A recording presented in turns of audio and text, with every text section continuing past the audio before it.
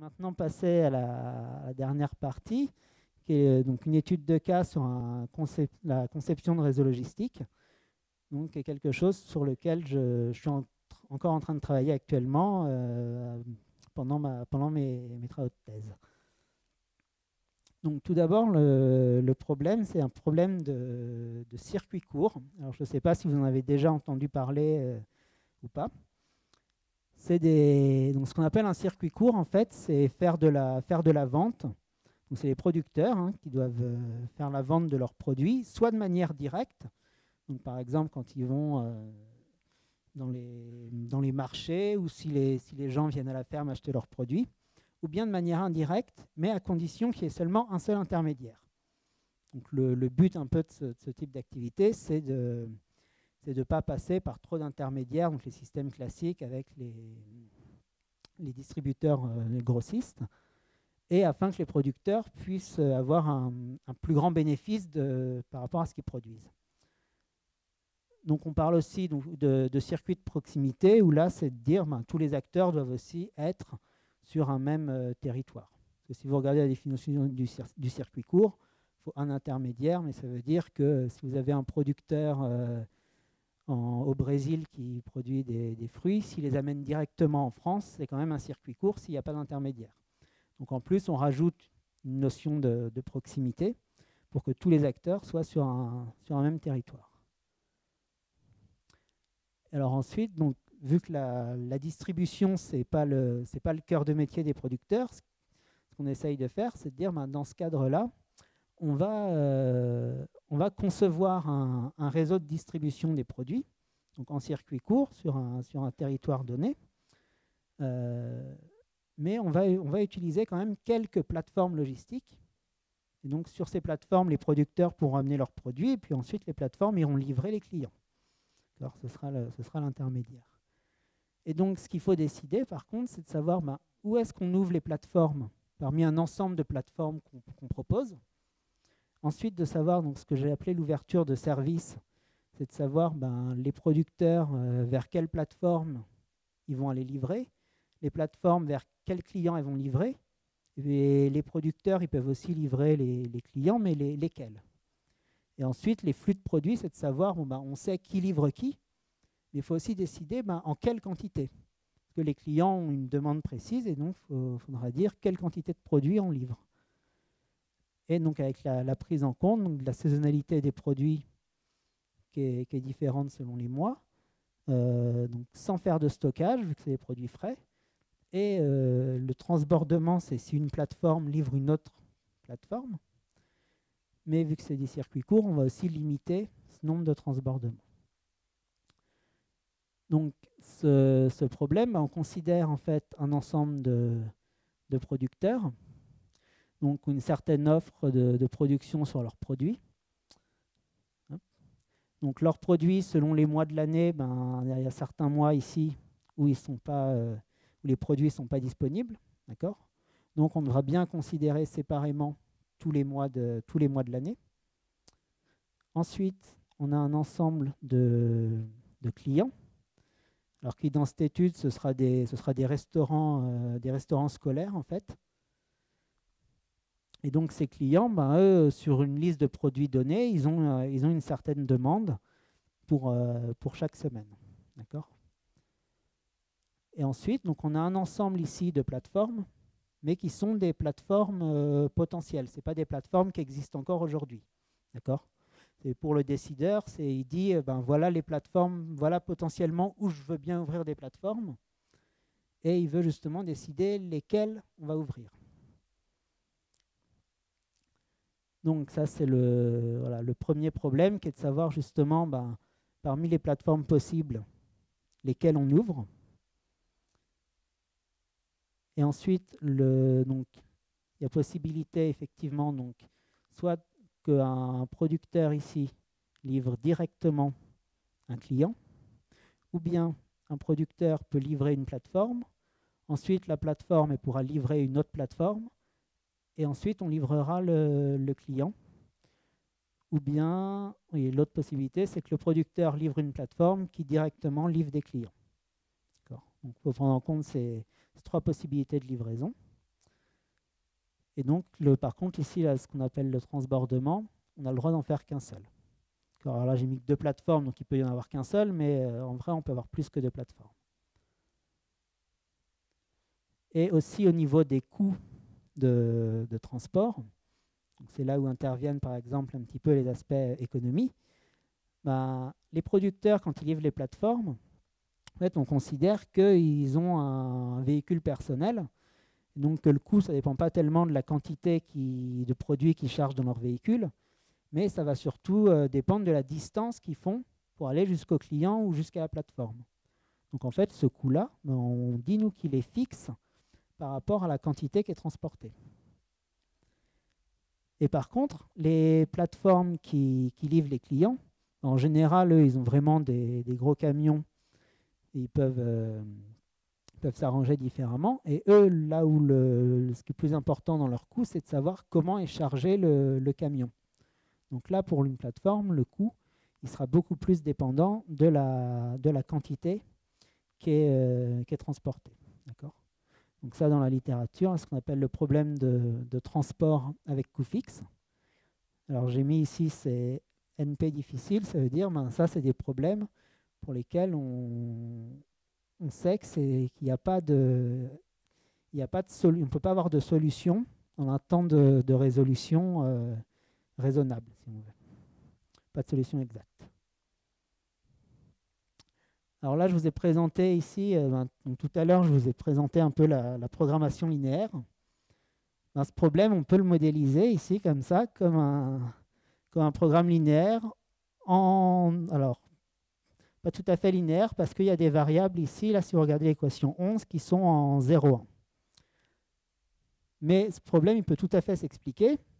L'objectif, c'est quoi? C'est de minimiser les coûts de transport pour les producteurs, les coûts de transport pour les plateformes et des coûts de pénalité si jamais on n'arrive pas à satisfaire la demande du client. Et ensuite, il faut respecter le nombre maximal de plateformes à ouvrir. Il y a ce qu'on appelle des contraintes de flux qui disent que l'ensemble des produits qui arrivent, par exemple, sur une plateforme, la somme de toutes les quantités qui arrivent doit être égale à la somme de toutes les quantités qui ressortent. C'est-à-dire qu'il n'y a pas de création de produits ni de perte des produits. Ensuite, il y a ce qu'on appelle des contraintes clientes sur l'ouverture des services. C'est-à-dire de dire, si jamais il y a une quantité non nulle entre un producteur et un client, par exemple, alors il faut que le service entre le producteur et ce client soit ouvert. Il y a aussi des contraintes clientes pareilles sur l'ouverture de la plateforme. Hein. Donc, si vous avez des produits qui arrivent à la plateforme, c'est qu'il faut ouvrir la plateforme. Et ici aussi, c'est des 2 contraintes supplémentaires pour éviter que les produits transbordent plusieurs fois entre les plateformes. Pour éviter qu'un même produit transborde plusieurs fois entre les plateformes. Et donc, plus là, vous avez les contraintes sur les variables, donc avec une partie des variables en bas là, qui sont des nombres réels, et l'autre partie qui sont des variables en 0,1. Ce qui fait que là, le problème est plus difficile qu'un problème de programmation linéaire, comme on a vu tout à l'heure. Et donc là, pour l'étude de cas, c'était sur le département de l'Isère pour approvisionner les restaurations collectives. Donc on avait une centaine de clients à peu près, qui sont des collèges et des lycées en fait. Hein.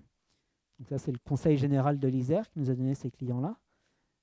Et au niveau de la Chambre d'agriculture, ils nous ont donné les emplacements et les offres de production. Donc il y avait 134 producteurs normalement, voilà. Et 10 produits, donc c'est des fruits et légumes, ceux qui sont les plus utilisés en restauration collective. Donc, et 10 produits. Donc en plus de ça, donc, ils nous ont proposé 5 plateformes potentielles sur l'Isère qu'on pouvait ouvrir. Donc on considère les 10 périodes de l'année, vu que c'est des cantines scolaires, c'est pas ouvert pendant l'été. Donc il y a 10 mois. Et en plus, l'offre et la demande ne correspondent pas forcément. C'est-à-dire que parfois, ce n'est pas possible de satisfaire la demande des restaurations collectives. Donc à ce moment-là, on suppose qu'il y a une pénalité financière à payer. Donc là, ici, je vous ai mis un peu sur la carte de l'Isère, voir ce que ça donnait. Donc là, les gros carrés rouges ici, c'est les emplacements des 5 plateformes potentielles. Vous avez les petits losanges bleus là, qui sont les différents clients. En vert ici, là, vous en voyez par là, il y a des petits ronds qui sont les producteurs de fruits. Et vous avez des ronds violets aussi, là, par là, par exemple, qui sont les producteurs de légumes. Donc ce qu'il faut, c'est essayer voilà, de créer un réseau logistique là-dessus. Et donc, alors là, on a aussi quelques contraintes métiers, si on veut, qu'on a rajoutées. C'est-à-dire que donc, un producteur ne livre pas directement les clients si la distance est trop importante. Donc ici, on nous a dit 20 km. Et en plus, les producteurs, pour livrer les plateformes, faut qu'ils transportent un chiffre d'affaires minimal pour pouvoir livrer une plateforme. C'est-à-dire que, par exemple, s'il transporte moins de 50 € dans son camion, il ne va pas faire le déplacement jusqu'à la plateforme. D'accord ? Et en plus, il y a des coûts à payer voilà, pour les plateformes quand elles livrent des clients. Donc, on a étudié 3 scénarios. Un scénario de base, un autre scénario où il y a moins de producteurs, mais ils ont plus d'offres. D'accord ? Et un autre scénario où on augmente l'offre de tous les producteurs pour qu'ils puissent satisfaire entièrement la demande des clients. Alors là, je vous montre juste les temps de résolution. Donc on a testé aussi si on n'ouvre aucune plateforme, une seule, 2, et puis jusqu'à ouvrir toutes les plateformes. Donc là, vous avez le scénario de référence, les 2 autres scénarios étudiés. Donc là, ici, le temps d'exécution en secondes. Vous voyez, entre des choses, où on peut avoir un temps d'exécution de l'ordre de la seconde, mais dans d'autres cas, on sera quand même au millier de secondes. D'accord ? Mais néanmoins, ça reste pour l'instant des temps raisonnables sur ce type de problème. Donc au niveau des résultats, voilà ce qu'on a obtenu. Donc ici, ce qu'on regarde, c'est on part d'un scénario de référence avec les 134 producteurs et s'il n'y a aucune plateforme qui est ouverte. Et ensuite, c'est de dire, si on ouvre des plateformes, voilà ce qu'on peut gagner sur le coût moyen de transport par kilo de produit qui est transporté. D'accord ? Et après, c'est ici, là, c'est voilà, aussi si on teste les autres scénarios en diminuant le nombre de producteurs, c'est le scénario numéro 1, ou le scénario numéro 2 en augmentant l'offre des producteurs, voilà aussi ce qu'on peut gagner sur le coût moyen de transport. D'accord ? Donc, ce qu'on retient pour l'instant de cette étude, c'est qu'effectivement, c'est intéressant d'ouvrir des plateformes logistiques. Pour le moment, alors là, je n'ai pas montré les vrais chiffres, mais le coût de transport moyen par kilo de produit, il reste quand même, dans le meilleur des cas, il est à peu près à 30 centimes par kilo de produit, ce qui est encore beaucoup trop important. Et par contre, ce qu'on peut, voilà, il y a quand même un intérêt de regarder un peu sur combien de producteurs il faut dans le système, lesquels sont les plus intéressants. Alors là, je vous montre juste un peu au niveau graphique ce que ça représente. Donc en fait, là, voilà, si on ouvre 3 plateformes, c'est ces trois-là qui seraient ouvertes. Avec les ronds, là, c'est les producteurs qui viennent livrer ces plateformes-là. Et ici, c'est notamment, on voit cette plateforme-là, là, et tous les traits, c'est tous les clients qu'elle irait livrer dans le département. D'accord ? Donc on voit aussi que cette solution elle a quelques limites parce que cette plateforme-là, elle va quand même très loin dans le département pour livrer les clients.